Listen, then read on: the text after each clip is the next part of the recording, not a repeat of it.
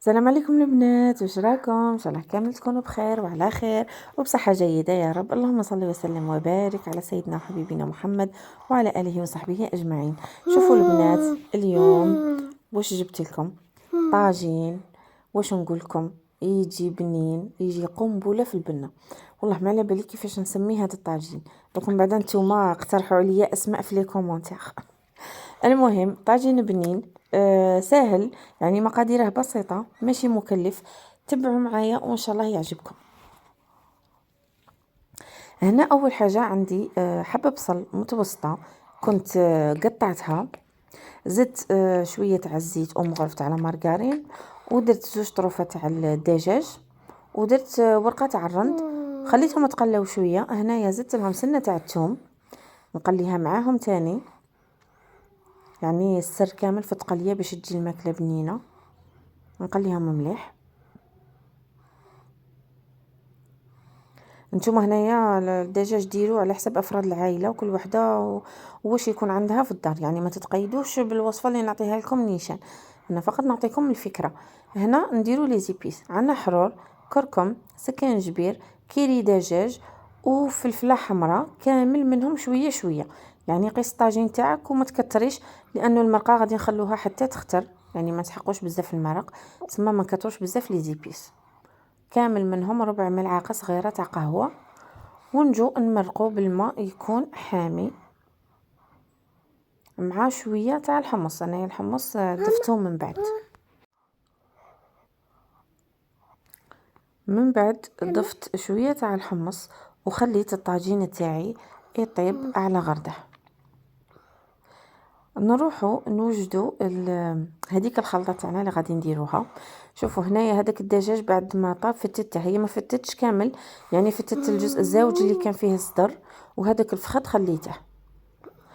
عندي معدنوس، عندي فرماج ابيض او فرماج طري، وعندي 4 حبات تاع البيض. هنا درت هذوك البيضات، وكنت قليت البطاطا. كنت ديجا سبقت قليت حبات بطاطا على حسب افراد العائله. زدت هذاك البيض شويه تاع المعدنوس،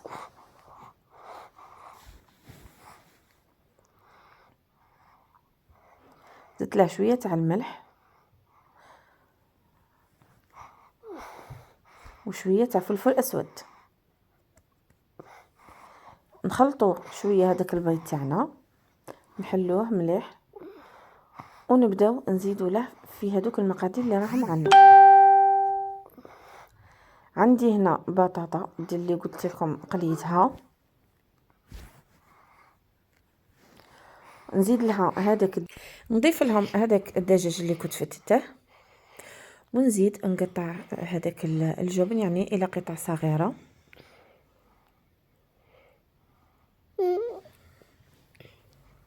ونخلط كلش مع بعض. راني دايره ديجا المقله تاعي فوق النار تحمى، ندير لها شويه تاع الزيت ونطيبها، يعني عادي كشغل راني نطيب في فريت اومليت. خلطوها مليح باش يتجانسونا كامل هاد المقادير، ونروحو نديروهم في المقله. هنايا المقله تاعي سيبون سخنت، نفرغوا فيها هذاك الخليط ونسووه غير شويه هكا في الوجه على نار قليله، باش البيض يعني ياخد وقته في يطيب لنا مليح هكا.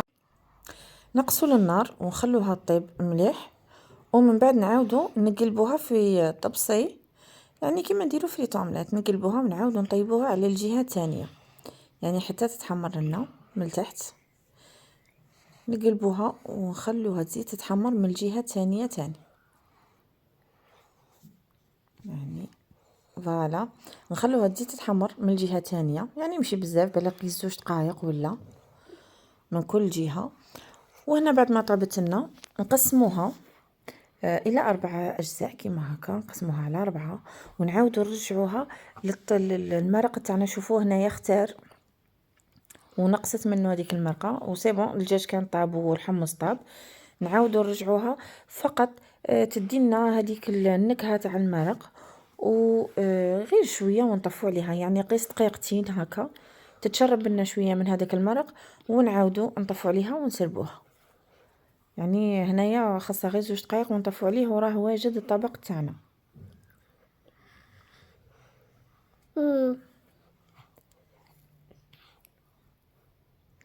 واخيرا كملناه، وشوفوا كيفاش خرج لنا المرقه خاطره. هذاك الفخذ تاع الدجاج كنت حمرته في المقله ودرته من الفوق، وهنا كنت سربيته وزينته بشويه تاع المعدنوس. وشوفوا كيفاش خرج لنا، يجي رائع في البنه البنات. ونبدلو شويه على الاطباق العاديه اللي دائما او كل يوم رانا نطيبوها، غير هي نخرجوا شويه على المألوف.